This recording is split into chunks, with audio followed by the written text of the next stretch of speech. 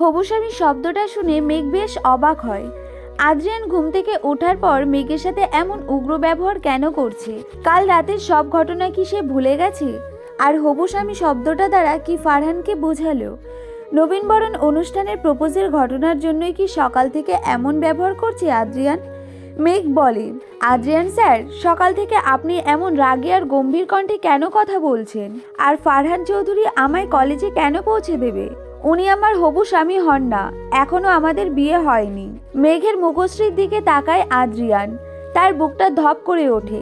এই মায়াবী চোখের দিকে তাকিয়ে তার কণ্ঠ দিয়ে কোনো শব্দ উচ্চারিত হয় না। আদ্রিয়ানের কর্কশ কণ্ঠে বলে কথা বা ধমক শুনে মেঘের কষ্ট হচ্ছে তা সে জানে, কিন্তু আদ্রিয়ান চায় মেঘের থেকে দূরে সরে যেতে। মেঘ যদি সত্যি ফারহানকে ভালোবাসে তবে তার সাথেই সুখে থাকুক। ঘৃণা অবহেলা তার সহ্য করা অভ্যেস আদ্রিয়ানের হয়ে গেছে। মনের আর কোনো দুর্বলতা মেঘের প্রতি রাখবে না আদ্রিয়ান। হয়তো লুকিয়ে আজীবন ভালোবেসে যাবে, কিন্তু প্রকাশ করবে না। আদ্রিয়ান মেঘের দিক থেকে চোখ সরিয়ে বলে, ফারহান চৌধুরীর সাথে তোমার বিয়ে হয়নি, কিন্তু ফিউচার হবে। তোমাদের দুইজনের একসাথে সময় কাটানো উচিত। তুমি বরং আজ ফারহানের গাড়ি করে কলেজ যাও। আদ্রিয়ানের মুখে এমন কথা শুনে মেঘ হতভম্ব হয়ে যায়। তার নিজ চোখে আর কানের উপর বিশ্বাস করতে কষ্ট হচ্ছে তার। এই কথা কি সত্যি আদ্রিয়ান বলল? যে আদ্রিয়ান ফারহান চৌধুরী এই নামটা শুনলেই আগুনের ন্যায় জ্বলে উঠত। মেঘের পাশে ফারহানকে সহ্য অবধি করতে পারত না, সেই আদ্রিয়ান বলছে ফারহানের গাড়ি করে মেঘকে কলেজ যেতে। হঠাৎ এত পরিবর্তন কেন হলো আদ্রিয়ানের? সকাল থেকে এমন অদ্ভুত ব্যবহার কেন করছে? মেঘ বলে ওঠে, কিন্তু আমি ফারহান চৌধুরীর সাথে গাড়ি করে কলেজ যেতে চাই না। মেঘের কথা শুনে আদ্রিয়ানের বিস্ময়ের সহিত বলে ওঠে, তবে তুমি কি চাও মেঘ? মেঘ স্পষ্ট ভাষায় উত্তর দেয়, আপনার সাথে কলেজ যেতে চাই।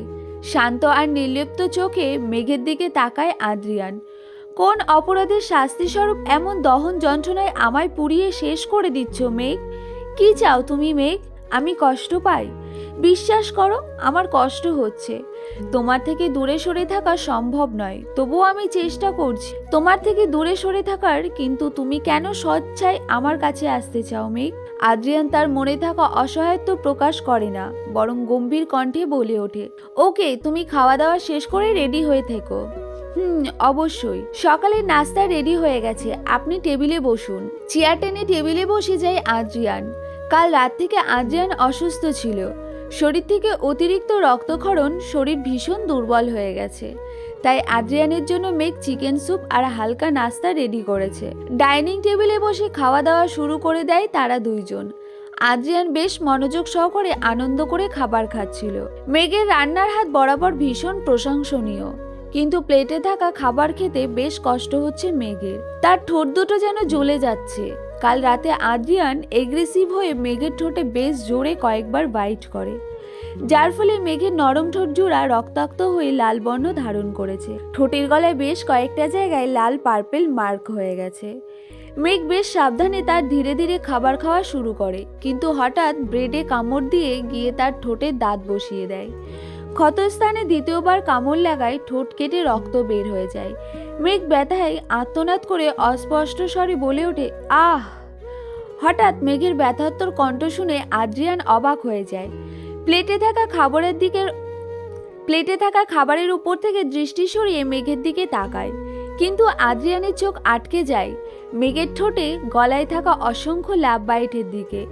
মেঘের নরম ঠোঁটের আশেপাশে অসংখ্য কামড় আর ক্ষত, তাছাড়া গলায় লাল ছোট ছোট দাগ রয়েছে। আদ্রিয়ান অবাক হয়ে প্রশ্ন করে ওঠে, মেঘ, তোমার ঠোঁট এমন কামড় দিয়েছে কে? আর গলায় ছোপ ছোপ রক্তের দাগ কেন? তোমার শরীরে কি অ্যালার্জি হয়েছে? আদ্রিয়ানের প্রশ্ন শুনে মেঘের লজ্জা পায়। কাল রাতে তাদের একে অপরের সাথে কাটানো ঘনিষ্ঠ মুহূর্তের কথা মনে পড়ে যায়। কিন্তু আদ্রিয়ান অ্যালার্জির কথা কেন বলল? কাল রাতের কোনো ঘটনা কি আদ্রিয়ানের মনে নেই? মেঘের বেশ রাগ হয় আদ্রিয়ানের উপর। নিজেই কাল মেঘের ঠোঁটে কামড় দিয়ে রক্ত বের করে ফেলেছে, অথচ এখন সকালে জিজ্ঞেস করছে ঠোঁটে কামড় কে দিয়েছে। মেঘ দাঁত কটমট করে বলে ওঠে, আদ্রিয়ান স্যার, আমার শরীরে কোনো অ্যালার্জি হয়, বরং কাল রাতে আপনি কিস করার সময় এমন কামড় দিয়েছেন। পাশে থাকা পানি ভর্তি গ্লাস থেকে মাই সামান্য মুখে মুখে দিয়েছিল মেঘ, কিন্তু হঠাৎ মেঘের মুখে কিস শব্দটা গলায় পানি আটকে যায়। আদ্রিয়ান কেসে উঠে তার মুখ থেকে সমস্ত পানি মেঝেতে পড়ে যায়। সে অবিশ্বাস্য চোখে মেঘের ঠোঁট আর গলার দিকে তাকায়। মেঘের ঠোঁটের দাগ থেকে স্পষ্ট মনে হচ্ছে কেউ কামড় দিয়েছে। কাল রাতে আদ্রিয়ান মেঘের সাথে আর কি করেছে? আদ্রিয়ান বলে ওঠে, নাউজুবিল্লাহ। আদ্রিয়ানের চমকে যাওয়া চোখ মুখ দেখে মেঘ মনে মনে হাসে। মেঘ বুঝতে পারে কাল রাতের কোনো ঘটনাই আদ্রিয়ানের মনে নেই। আদ্রিয়ানের মেঘের দিকে তাকিয়ে প্রশ্ন করে ওঠে, মেঘ, তোমার সাথে কাল রাতে কি করেছি আমি? মানে শুধু কি কিস করেছি? না, এর চেয়েও বেশি কিছু। আদ্রিয়ানকে জ্বালাতন করতে মেঘের বেশ মজা লাগছে। মেঘ মিটমিট করে হাসে আর মিথ্যা লজ্জা পাওয়ার অভিনয় করে বলে ওঠে, আদ্রিয়ান স্যার, আপনার কি কাল রাতের কোনো ঘটনা মনে নেই? শুধু কি কিস করেছেন? আরও কত কি করেছেন? আবার এখন আমায় জিজ্ঞেস করছেন? গালে মেঘের উষ্ণ ঠোঁটে ছোঁয়া পেয়ে আদ্রিয়ান থমকে যায়। তার সারা শরীর পাথরের ন্যায় অবশ হয়ে যায়। মেঘের দিকে অবাক করা দৃষ্টি নিয়ে তাকিয়ে থাকে। মেঘের বলা কথাটা কর্ণপাত হওয়ার পর আদ্রিয়ান যেন দ্বিগুণ অবাক হয়ে যায়। মেঘ আদ্রিয়ানকে ভালোবাসি বলল, আর শেষে কি বলল? হাজবেন্ড, মানে স্বামী। আদ্রিয়ানের স্ত্রী হিসেবে মেঘ তার পরিচয় দিল। মেঘ আদ্রিয়ানের মুখের দিকে তাকিয়ে মুচকি হাসে আর বলে ওঠে, ওকে বাই, আমি ক্লাসে গেলাম। অপর পাশ ঘুরে মেঘ দরজা দিয়ে নামার আগে আদ্রিয়ান শক্ত করে হাত চেপে ধরে। এরপর নিজের কাছে নিয়ে এসে অবিশ্বাস্য চোখে বলে, মেঘ, তুমি একটু আগে কি বললে? তুমি আমায় ভালোবাসো আর হাজবেন্ড বলে ডাক দিলে?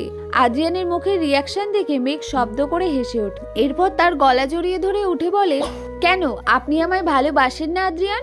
যার সাথে 3 বার কবুল বলে বিয়ে হয়েছে তাকে স্বামী বলে ডাকলে অসুবিধা কোথায়? মেঘের কথায় আদ্রিয়ান পুনরায় প্রশ্ন করে ওঠে, কিন্তু মেঘ, তুমি ফারহান চৌধুরীকে ভালোবাসো, তোমার হবু স্বামী হয় ফারহান। মেঘ আহ্লাদি কণ্ঠে আদ্রিয়ানের কথার উত্তরে বলে, না, আমি ফারহানকে ভালোবাসি না। এই মেঘ শুধুমাত্র তার প্রকৃত স্বামী আদ্রিয়ান রোদায়নকে ভালোবাসে। মেঘের কথা আদ্রিয়ানের কান অবধি পৌঁছানোর সাথে সাথেই মেঘের পিঠে ধাক্কা দিয়ে আলতো করে তার শরীরের সাথে মিশিয়ে জোরে বলে ওঠে, আমিও তোমায় ভীষণ ভালোবাসি Megh, I love you so much. তুমি শুধু আমার বউ, শুধুমাত্র আমার মালিকানায় বন্দি তুমি। মেঘের কথা শুনে আদ্রিয়ান শুকনো ঢোক গিলে আদ্রিয়ান সন্দেহীন দৃষ্টি নিয়ে বলে ওঠে, মেঘ, আমার হার্ট অ্যাটাক করিও না। সত্যি কি বলো, কাল কি করেছি তোমার সাথে আমি? মেঘ পুনরায় লজ্জা পেয়ে বলে ওঠে, আদ্রিয়ান স্যার, কাল রাতের ঘটনা মনে করলে আমার লজ্জা করে। আপনি যে এত রোম্যান্টিক তা কিন্তু আমার জানা ছিল না। মেঘের মুখে এমন কথা শুনে আদ্রিয়ান আর কোনো প্রশ্ন করল না। কাল রাতের ঘটনার জন্য তার খারাপ লাগছে না, বরং আফসোস হচ্ছে। নিজের বউয়ের সাথে কাল সারা রাত বাসর করলেও কিন্তু কোনো ঘটনাই তার মনে পড়ছে না। অবশেষে দীর্ঘ 9 বছর পর নিজের স্ত্রীর সাথে বাসর করল আদ্রিয়ান। এখন মেঘ শুধুমাত্র আদ্রিয়ানের, ওই ফারহান চৌধুরীর নয়। আদ্রিয়ানের মুখে বিজয়ের হাসি ফুটে ওঠে, কিন্তু তা মেঘের নজরে আসার আগেই লুকিয়ে ফেলে। মেঘ অপর পাশে টেবিলে বসে খাবার খাচ্ছে আর তার মিটমিট করে আদ্রিয়ানের দিকে তাকিয়ে হাসছে। তারা মনে মনে দুইজনে অনেক খুশি, কিন্তু কেউ প্রকাশ করে না। কলেজ গেটের সামনে এসে আদ্রিয়ানের গাড়ি থামালো। গাড়ির ড্রাইভিং সিটে বসে আছে আদ্রিয়ান। আজ সকাল থেকে আদ্রিয়ান বেশ চুপচাপ, মেঘের সাথে কোনো কথা বলছে না।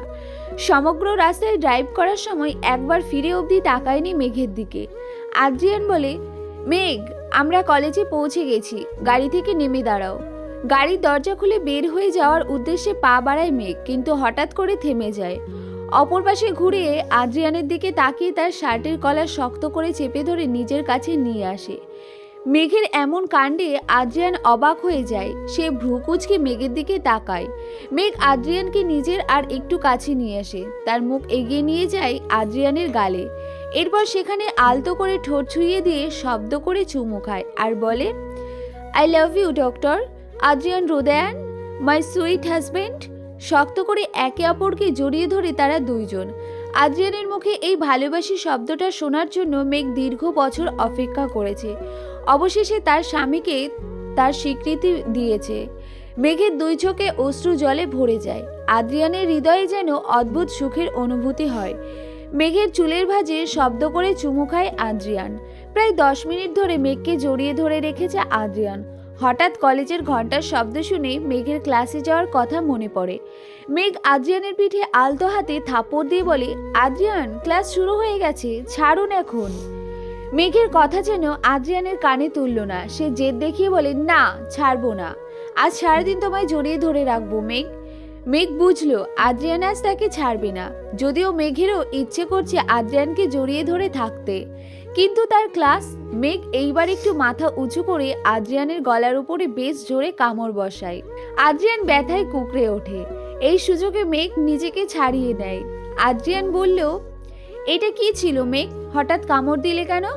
আদ্রিয়ানের প্রশ্নে মেঘ খিলখিল করে হেসে ওঠে আর বলে, কাল রাতের ছোট প্রতিশোধ ছিল এইটা। আর আমি কামড় নয়, বরং লাভ বাইট দিয়েছি। ও তাই না? এখন আমি একটা লাভ বাইট দিই তোমার মেঘ? আদ্রিয়ানের কথা শুনে মেঘ ভয় পেয়ে বলে, না আদ্রিয়ান, ব্যথা পাবো তো। মেঘের কথা শুনে আদ্রিয়ান তার গাল এগিয়ে দেয় মেঘের কাছে। এরপর বলে, যদি ব্যথা না পেতে চাও তবে এখানে আলতো করে চুমু দাও। মেঘ ঠোঁট এগিয়ে দিয়ে আদ্রিয়ানের গালে চুমু খায়, কিন্তু এরপর আদ্রিয়ানও সন্তুষ্ট হয় না। এইবার তার ঠোঁটের ইশারা দিয়ে বলে, এখানে চুমু খাও। মেঘ চোখ বড় বড় করে তাকায় আদ্রিয়ানের দিকে। এরপর ধীরে ধীরে তার ঠোঁট আদ্রিয়ানের ঠোঁটের কাছে এগিয়ে নিয়ে যায়। আদ্রিয়ান চোখ বন্ধ করে ফেলে। মেঘ বলে, না খাবো না। মেঘ কথা বলে এক দৌড়ে গাড়ির দরজা খুলে বের হয়ে যায়। আদ্রিয়ান চোখ খুলে আশেপাশে মেঘকে না দেখতে পেয়ে শব্দ করে হাসে। সত্যি হয়তো এখন থেকে মেঘ তার বৈবাহিক জীবন শুরু হবে।